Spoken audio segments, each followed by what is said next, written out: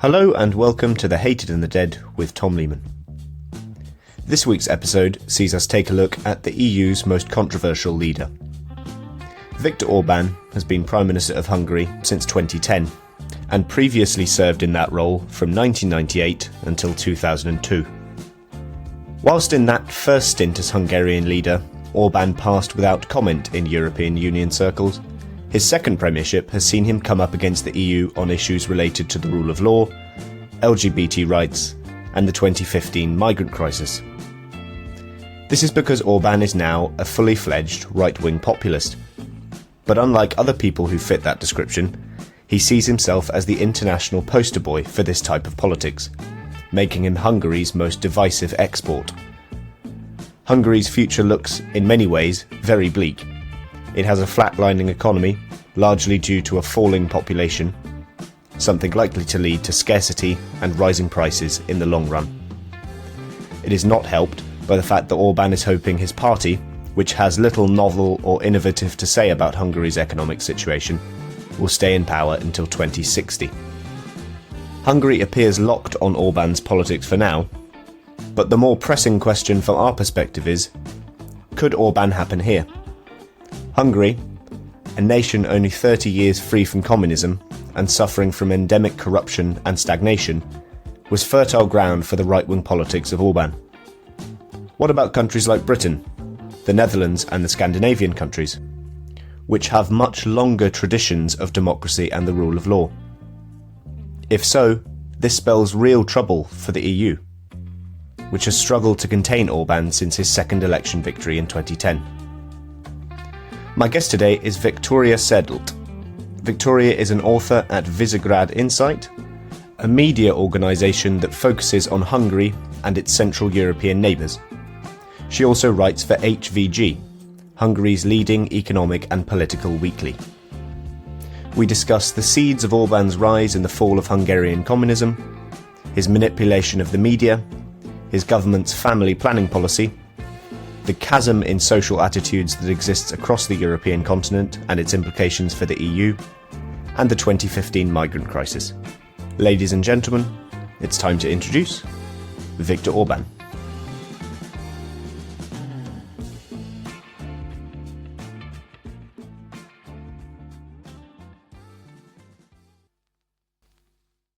Hi Victoria, how are you? Hi, how are you? It's nice talking to you today. I'm very well, thank you. Victoria, we're talking about Viktor Orban today. He's been the Prime Minister of Hungary twice, but most recently since 2010. Hungary was a member of the Warsaw Pact, this military alliance, the Soviet Union and its communist allies. Hungary it's a country with a very long history of kind of authoritarian leadership. You had a fascist dictatorship in the 1930s and 40s. You were then a communist country. Orban is often referred to as a kind of elected dictator. He certainly has authoritarian tendencies, which I'm sure we'll talk about.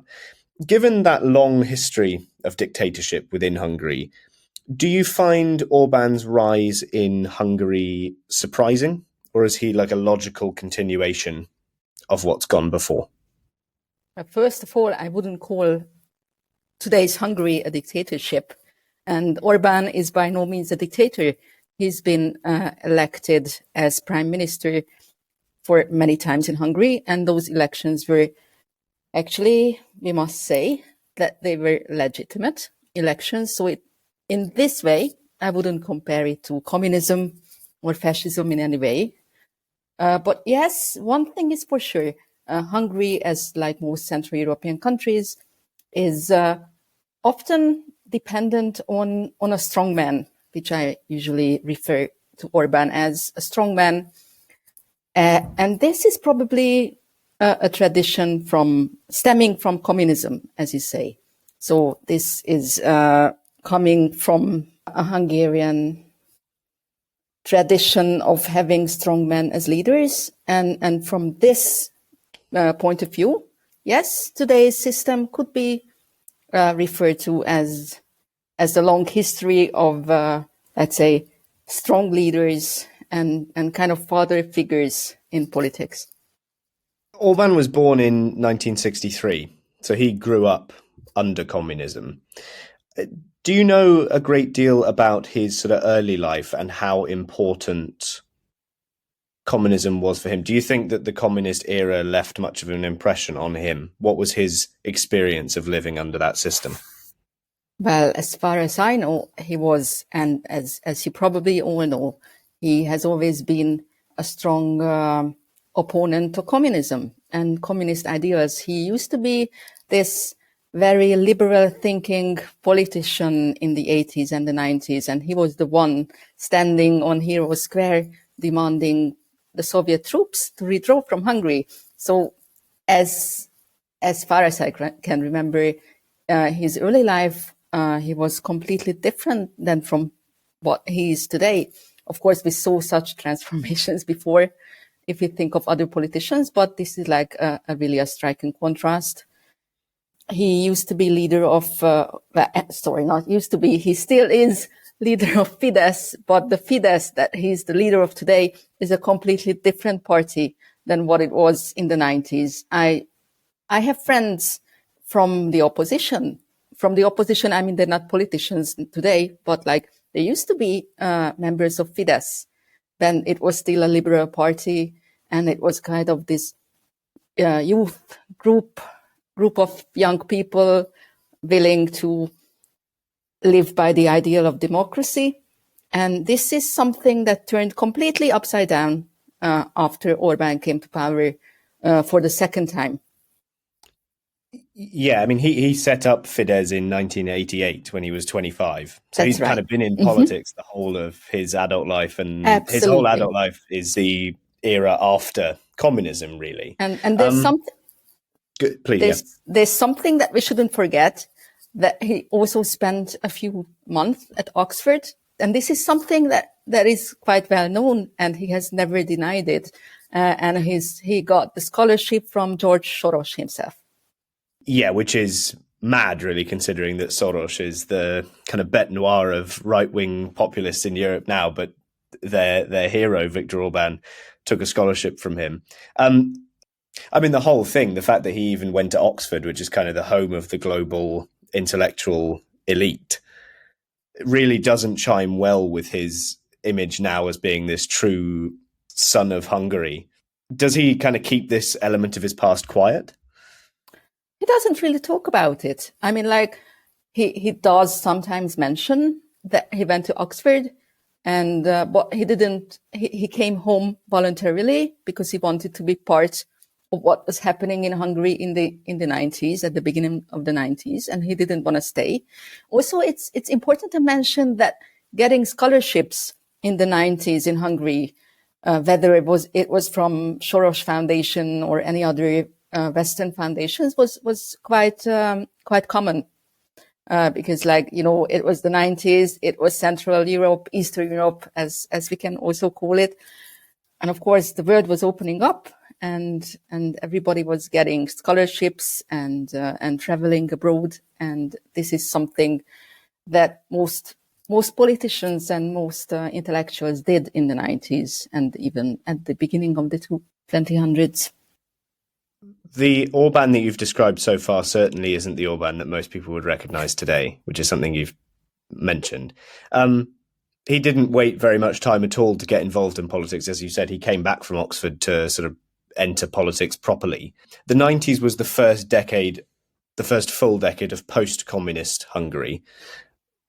In fact, all of Eastern Europe was sort of transitioning to a democratic political system and a capitalist economic system. Not all of them made that transition, but Hungary, I think it's mostly said, did. How do you think that transition went in the early 1990s? Was it a successful transition, if you measure it in sort of economic terms, and whether Hungary became a capitalist democracy? Do you think it did?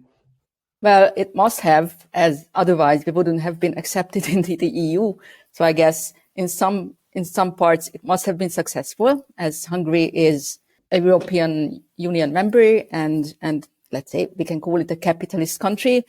But the big problem in the 90s is that, like, you can't expect any country to transition from communism to capitalism overnight, not even 2 years, 3 years. So just imagine like Western countries have had this kind of governance for decades. And then you have Eastern European countries who have had only a few years to transition. If we take that into consideration, I think the economic transformation could be called successful. But on the other hand, as you see, corruption became a very big problem after the 90s. And I think this is one of the biggest problems Hungary faces nowadays.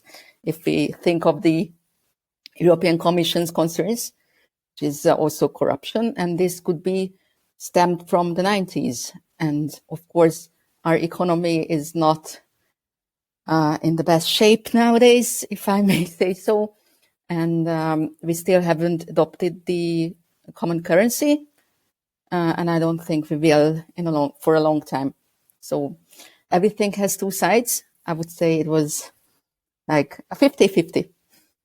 Yeah, and obviously the issues of the aging population begin to become more apparent after 1990 as well. Absolutely. Orban wasn't in government for most of the 1990s. He was the leader of the opposition as leader of Fidesz, this party that he'd set up in 1988. But he did become prime minister in 1998. He won an election that year. Fidesz became the largest party. What sort of issues was he talking about as a politician then? Why do you think he became prime minister for the first time? Well, of course, he became prime minister because people were dissatisfied with previous governments, with the old parties, with the socialists, who were like kind of these remnants of the communist past of Hungary. People just wanted something new, something fresh, and Orban offered them that hope that he could transform Hungary into this leader of Central Europe, which, come to think of it, Hungary was in a much different position in the region at the end of the 90s than it is today. We can argue about that later, but certainly these were different times. And that might have been a big appeal to people, that here's this young politician who has, of course, he lived under communism, but he was not a member of the old communist regime. He promised to take Hungary into the European Union, and he basically just promised to make life better. Who wouldn't want to vote for a politician like that?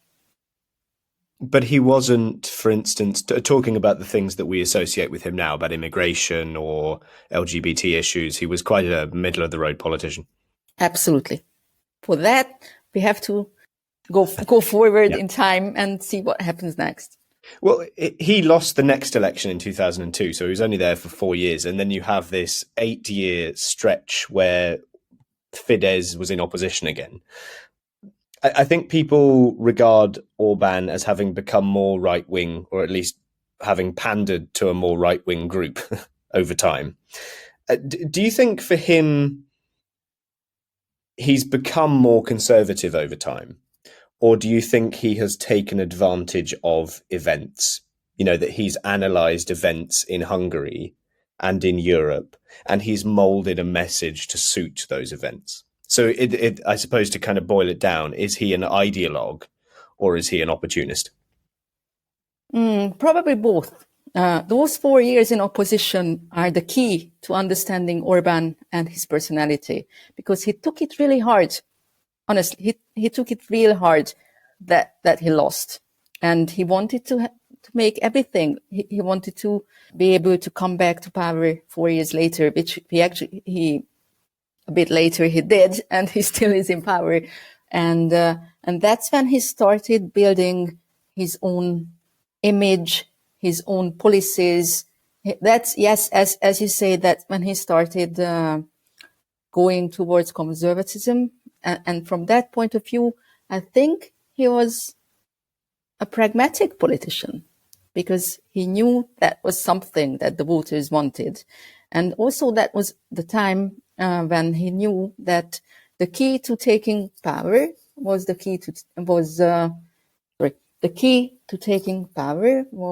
controlling the media. And that's when he's, at least in my opinion as a journalist, that's when things started going the Fidesz way. And by that, I mean the Fidesz that you know today. You said there that voters wanted a more overtly conservative right-wing type of government. How do you know that? What are the things that give that away to you? This is probably only a personal opinion and not as somebody who is a policy analyst. But the 90s, however successful they were, they still were chaotic, and many people were disappointed with what happened after 1990. Many people lost their jobs. The state stopped subsidizing for many, like a big layer of society.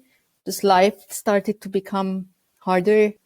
Unemployment was much higher, but this is not characteristic of only Hungary. This happened in all the region, and I think after communism and transitioning to from communism to democracy, this happens to every political system. But like when people saw that this is not some kind of wonderful, new and free and brave world that they were imagining it to be, they became dissatisfied and they wanted something new. Yeah, just like the communist system, the capitalist system had very serious flaws as well. Absolutely. And something, if I may mention this, another key element to understanding Hungary today is that communism is socialism in Hungary, and by that I don't mean the 50s or the 60s, but the 70s and 80s. It was much different than it was in other countries in the region. Goulash communism. Absolutely. This is a very, very well-known phrase in Hungary. So I grew up in the 90s. We did have a car. We could go on holidays every summer. It was kind of, for an ordinary person, it was a great life. I mean, it wasn't, of course, it wasn't. But from the outside, you could still believe that we are living in quite nice surroundings, and people had jobs. People could afford to have a holiday home, for example. Of course, what they didn't know that this was mostly financed from loans. And this is something that caused a big trouble to the economy after the 90s. So in Hungary, many of the older generation still have this big nostalgia about socialist or communist times. And together with this need to have a strong man, this is just a clear path towards the present political system. Fidesz won power again in 2010 after 8 years in opposition. I asked you about the issues that he cared about in the 90s, and you suggested that he was fairly nondescript ideologically at that point. What sort of stuff was he talking about by the time he came back in 2010? And if you look towards the next few years after that, what are things that might demonstrate a sort of rightward shift in his thinking, or at least in his messaging? At that point, messages were not that common as they are today. In the second Orban government, it was more about building control over institutions. And that was not that highly visible for the ordinary people. I talked to you about the media before.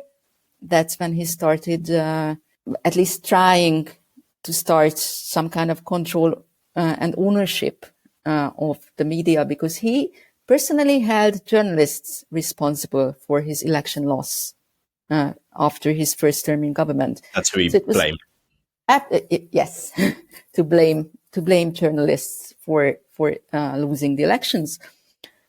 So it was not that visible. Messaging started, as far as I remember, like around 2015 and the migration crisis. If we just take those two things in turn, then,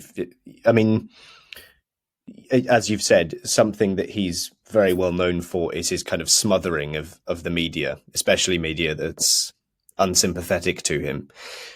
You're a journalist. Viktoria.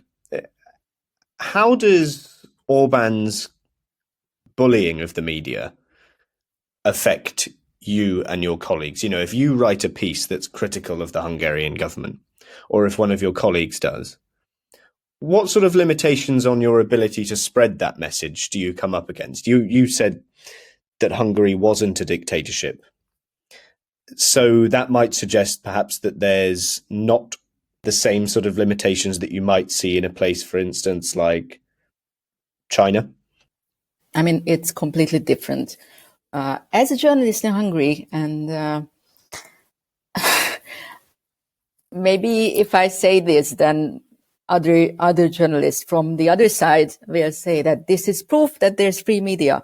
At HVG, I can absolutely write what I want. I mean, like, I can criticize the government if I want. I can Well, you're speaking to me, right? Absolutely, that this is allowed, and there's no censorship of this kind.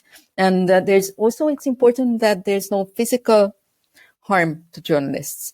I wouldn't call my job a very dangerous job in Hungary, which cannot be said of other countries, even within the EU. And the thing is that Fidesz has taken over the media in many other ways.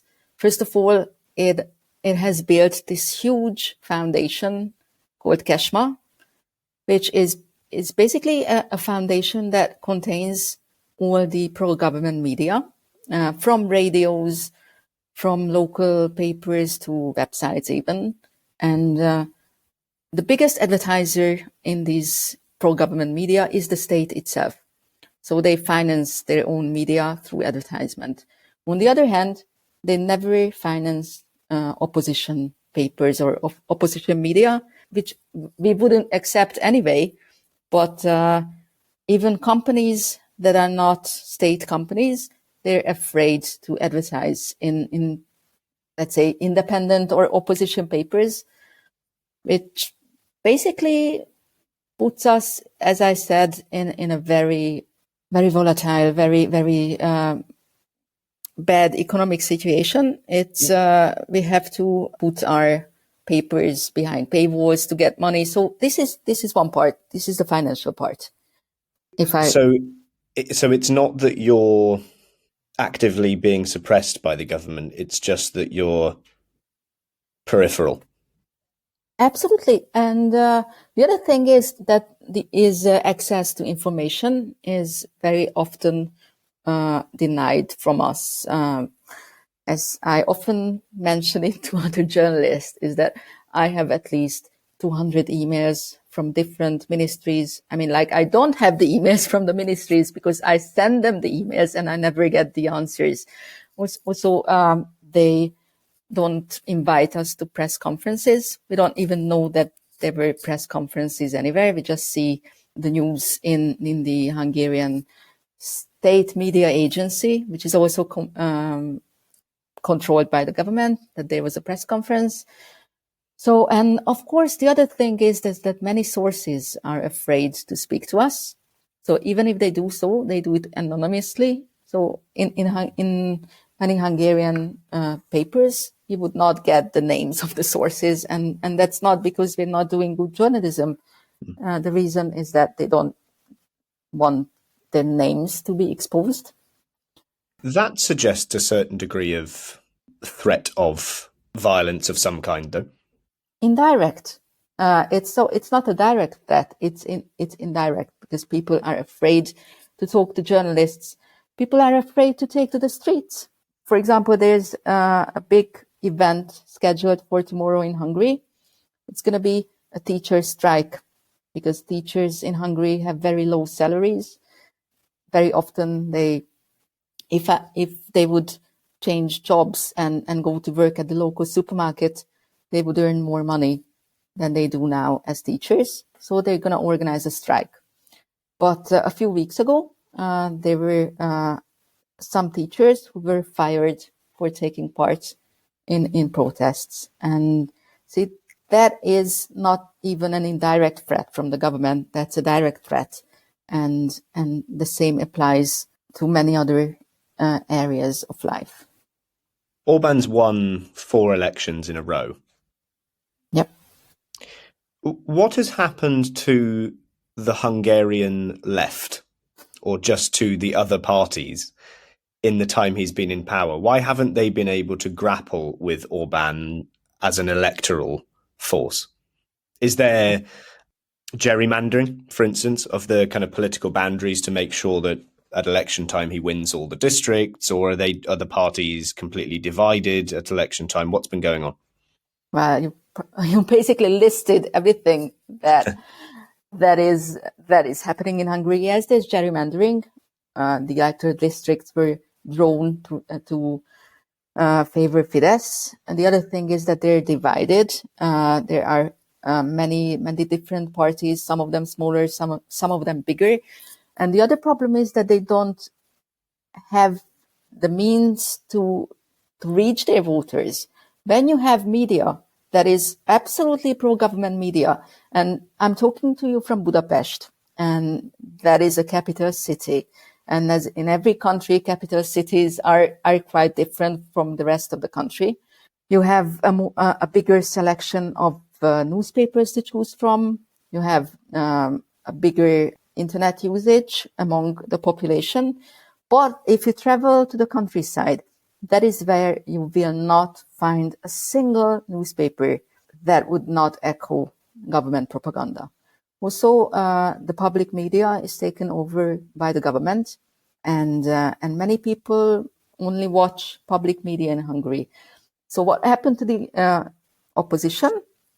They're not invited to public media. People simply have no idea of any messages that the opposition would want them to hear.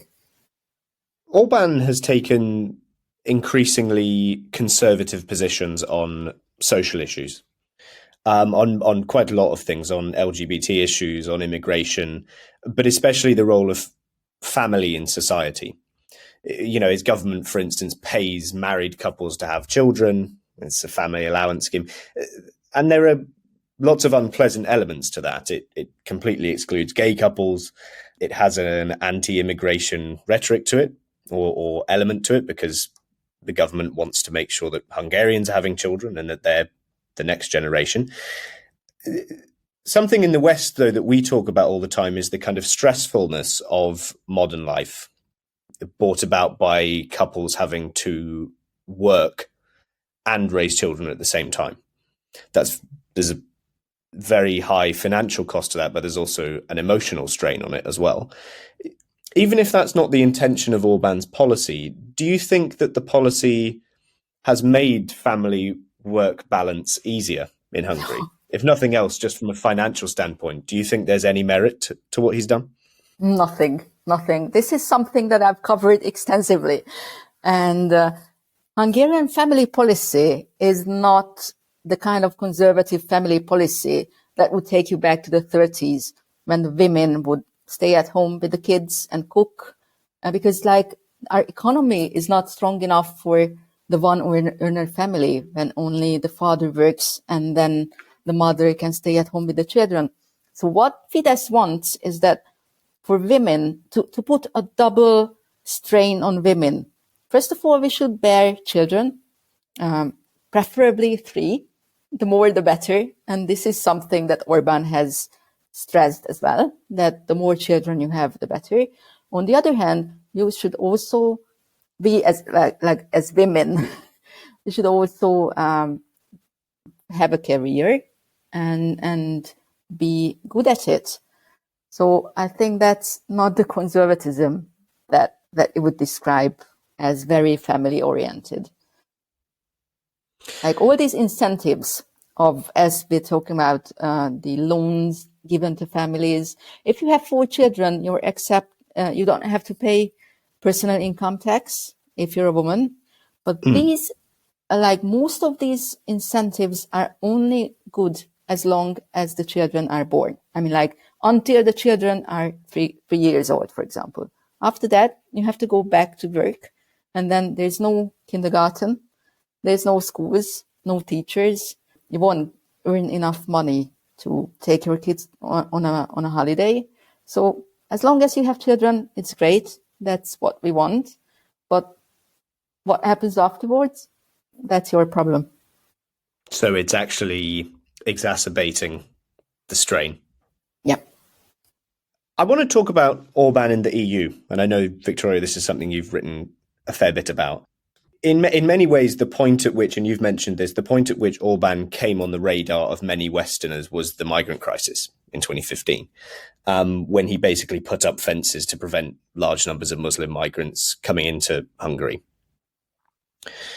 Was the migrant crisis, do you think, handled badly by the EU in the sense that it's given so much ammunition to people like Orban? It's reasonable to think that it was done with the best of intentions to make sure that, literally millions of people that were coming in a matter of months were looked after.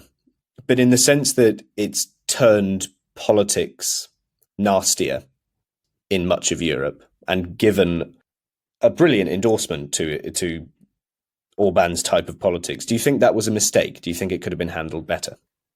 Yes, but I don't really know how. I mean, as we all know, millions came in just a few months, and yes, it did put a bigger strain on the countries that were on the border of the Schengen zone. So it did put a big strain on Greece and Hungary and some other countries on the borders. And the EU, what it failed finding a common solution. And yes, I agree with the theory that if they did, and if they were sort of listening to these countries more and not leaving them alone, and by that I mean mostly Greece, because they were in the hardest position.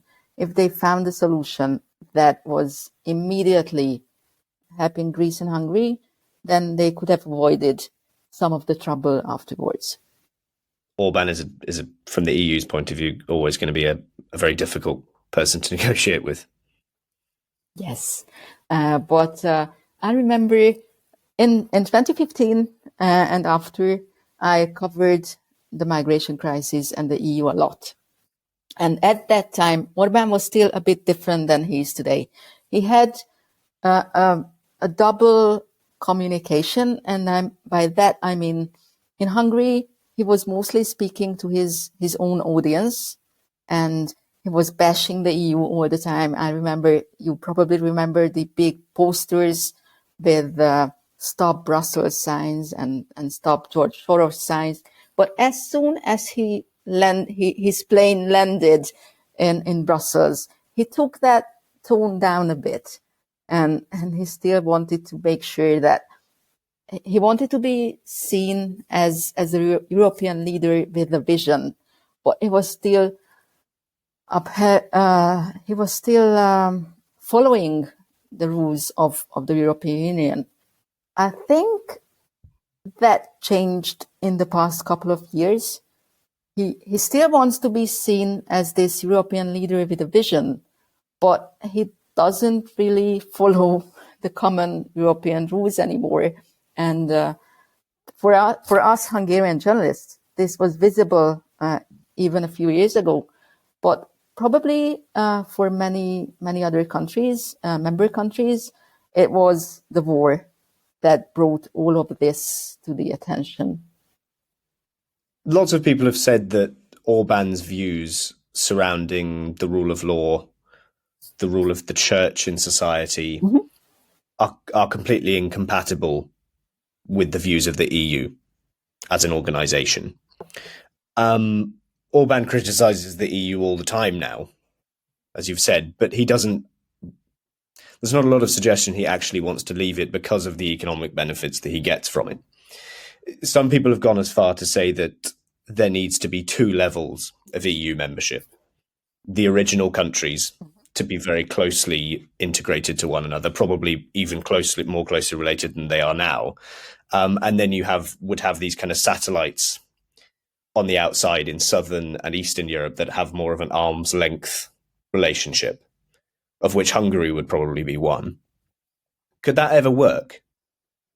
Could be. that would be a solution. I mean, like, that wouldn't be a solution, to be completely honest, but that's a scenario that I could see happening in the next, I don't know, 10 years, 15 years. So that's likely.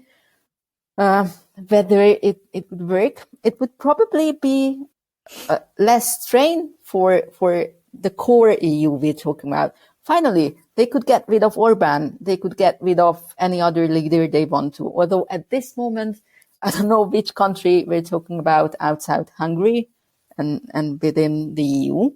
Well, I suppose the other candidate that often comes up is Poland. Yes, but let's not forget that Poland is a much bigger country with a much bigger economy, and their stance on Russia is quite different from that of Hungary. So yes, probably it would be much easier for this core EU, but I don't think that should be the solution. I truly believe that all these countries are equal members of the European Union, and it would be better to find a solution to uphold the rule of law in all the country, all the member states, and we shouldn't make a difference between member states. Well, I think European history shows you that integration is a lot easier than disintegration. And I think that this sort of two-tier thing would be coming out of, it would probably be the result of things falling apart in some fundamental way, right? It would be disorganized in the way that it came about. But my big theory is that, and it's not a theory, it's a fact, that the EU was founded on economic values and not political. So, of course, they couldn't even imagine that there would be a member state that was not upholding EU values and the rule of law. And they had to come up with something. And yes, they did come up with it quite late, but they're trying, and they should have. This is also, Orban could not be what he is today without the EU. Elaborate on that. First of all, they saw that they knew exactly, other member states saw very well that rule of law in Hungary was weak, and there were some serious breaches of democracy. But still, they have never really scolded Orban for that. They haven't told Hungary clearly that this is not how it should behave. And only after 2020, they started. Only after 2020, they did find something that could be the solution. Whether this is going to be a solution or not, we have no idea. But at least the EU is trying. I've always sort of thought that the problem with countries like Hungary and Poland in terms of their international relations is that they're in Central Europe, right? That's what they call the Central European. And you've always, implicit in that is the idea that you're like between East and West. I think not liking either of them greatly, but unsure which you dislike more. I mean, even Hungarian communism, we said, was a kind of free market spin-off of Soviet communism. Even that wasn't exactly the same. Do you think Hungary will ever feel at home in either East or West? Because really, the story of Orban is a story of remaining aligned with the West, but not really adopting the mantra of, free press, free market capitalism, proper democracy, competitive elections, all of that. Is it just inherent to Hungarian politics because of where it is to go your own way, or to just sit in between these two blocks? Do you think that's what you're condemned to? Well, Hungary has always been this borderland of Western Europe, defending Western Europe all the time. And this is something that Orban is right about. Like, we have been conquered so many times, but I don't think that we should not feel at home in the European Union and Europe, because we have always been in Europe whether it be Western or Eastern or Central, whichever you prefer. I would prefer that it was Central Europe, but it doesn't really matter. We should really forget about this division of Western Europe and Eastern Europe, which is, of course, not very easy to do because there has been even a physical barrier between the two sides. But Hungarians as a nation don't really have a lot of self-confidence, which might be surprising to hear, as Orban seems quite a self-confident leader, but we have not really felt at home in Europe. We have felt rejected many times.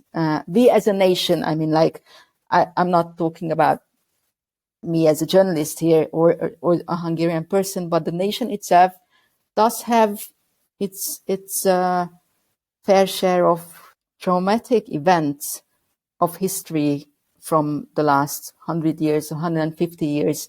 And this will not be easy to come over. I mean, we probably need a therapist to get through all this trauma, and then the relationship can be better. But for that, it's not only Hungary's task to do. It's more like a couples therapy. I'm pretty sure Orban isn't that therapist. No, absolutely not. I mean, I understand that kind of collective sense of insecurity that you talk about, but in terms of whether it's a mistake to kind of look at Europe as being divided between East and West, I mean, I was looking at a few poll results just now on sort of social attitudes across Europe. And if you poll Europeans by country on a whole range of social attitudes about how they'd feel if a gay couple moved next to them, or how they'd feel if a Muslim moved next to them, or how they'd feel hearing another language on the street that they live, all of these social issues. I'm not trying to sort of grandstand here and say, oh, how wonderful we are in Western Europe. I'm just trying to explain the results of the poll. Western Europeans score much more, they're much more tolerant on all of those issues. I mean, that, and I know that you talked about the physical barrier and the fact that there was economic difference between East and West for a long time. But those social attitudes they're really important to kind of having a cohesive European Union, aren't they? Yes, they are. But let's not forget that, and I'm talking about the Hungarian perspective now, is that yes, we score quite low in these social attitudes, but most of that is a result of propaganda and what the government wants you to believe. Like, if you go to any village or town or even Budapest and you ask people about what their view is on homosexuality or migrants, the answers will not be very, very nice. But if you tell them that nice couple that they talk every day and talk to every day in the neighbor, they are indeed a gay couple, they would say that, oh, but they're so nice. There's nothing wrong with that. They're not the gays that you're looking for. There's a big difference in what ordinary Hungarians think about these social issues than how they are seen from outside. To bring this to a close, if you asked Orban, he would say that Hungary isn't going its own way. He'd say that it's part of this sort of international brand, this kind of new right-wing populism and nationalism. You know, he's gone to speak at CPAC in the United States. He's now a kind of international spokesperson for this, in speech marks, conservatism. Obviously, the idea of being a kind of international nationalist and an international conservative is a complete contradiction, because different countries try to conserve different things. So you can only globalize that in very vague terms. But what do Hungarians think of the fact that their prime minister goes to rallies in Texas and meets Spectator columnists for lunch at the weekend and hosts Marine Le Pen. How does this go down? Well, most of Hungarians have no idea who Marine Le Pen is. They have no idea about CPAC, so they wouldn't care. The other half, who do know who these politicians are either very proud of their prime minister being a member of this honorable pact of right-wing politicians, and they believe that this is something that we should be proud of. While the other half, they're absolutely opposing the idea of rubbing shoulders with right-wing populists. But I guess this is the same in every country. Hungary is not the only one to have a populist government. Let's see what happened in Sweden and Italy. The problem with these international friendships is that they can make Orban and Hungary very isolated in the international community. Of course, being friendly with the Italian government or the Swedish government, or just echoing these right-wing messages is a political tool, and a tool that Orban uses extensively. On the other hand, when you think of the friendship with Russia, that makes us very, very isolated within Europe. So as long as it's only populism, I'm not trying to downplay Orban, because what he's doing is very frightening for the European unity and even for the European Union. But I think the main problem is not with being populist, but it's being friends with other regimes, with Russia, with China, that could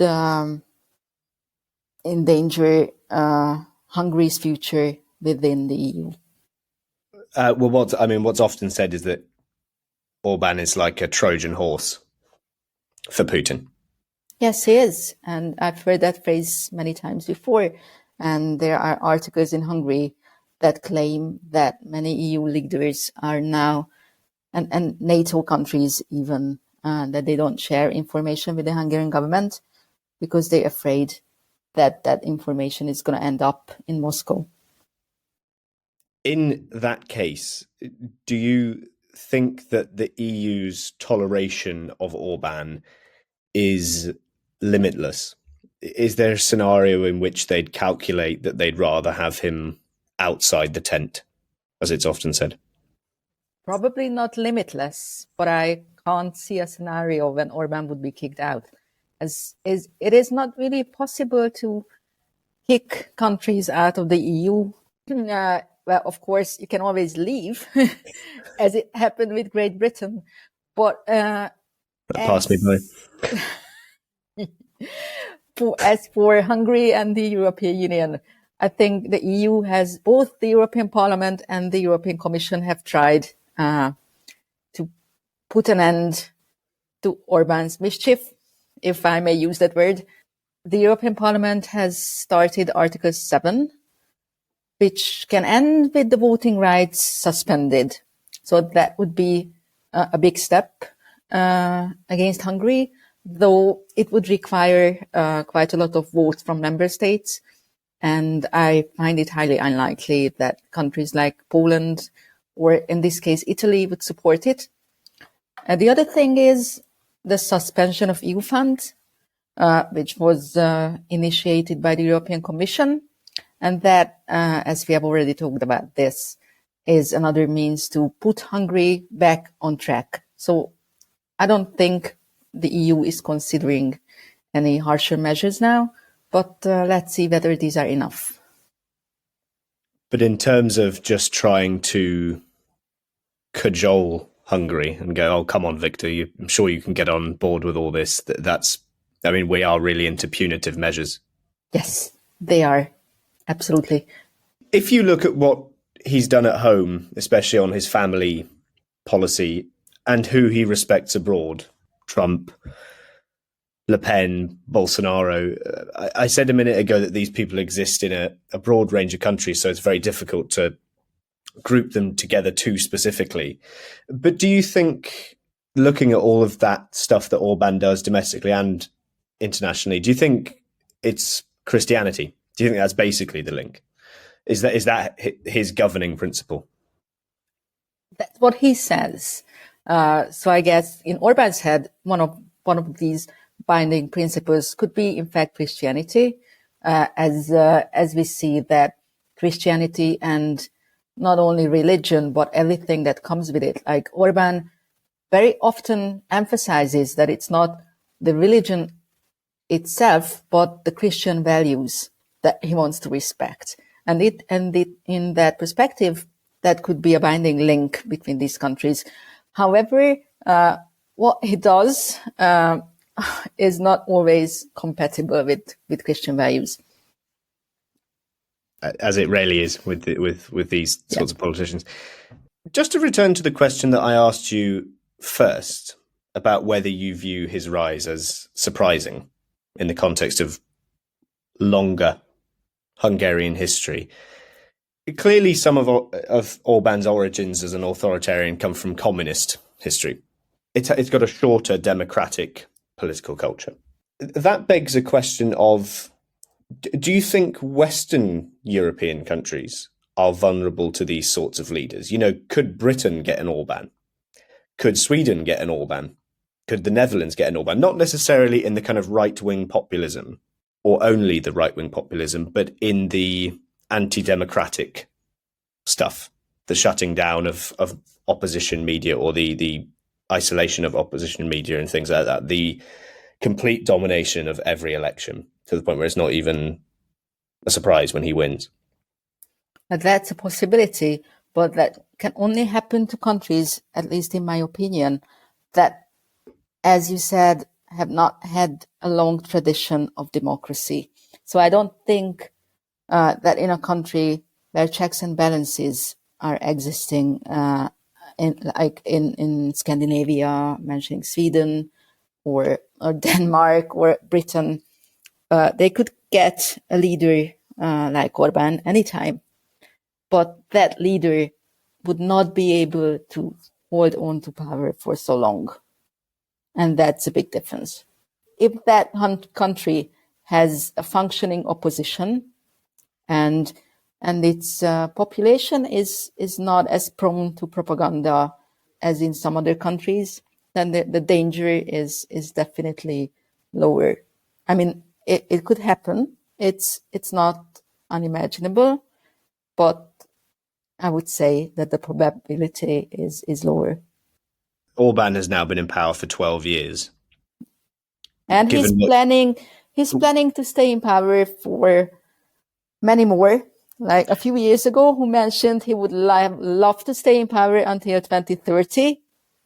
But in a speech a few weeks ago in Kötse, where the Fidesz politicians gather every year for a big getaway behind closed doors, he mentioned that they're now working on building a young generation of Fidesz politicians, and he wants to stay in power until he wants Fidesz to stay in power until 2060.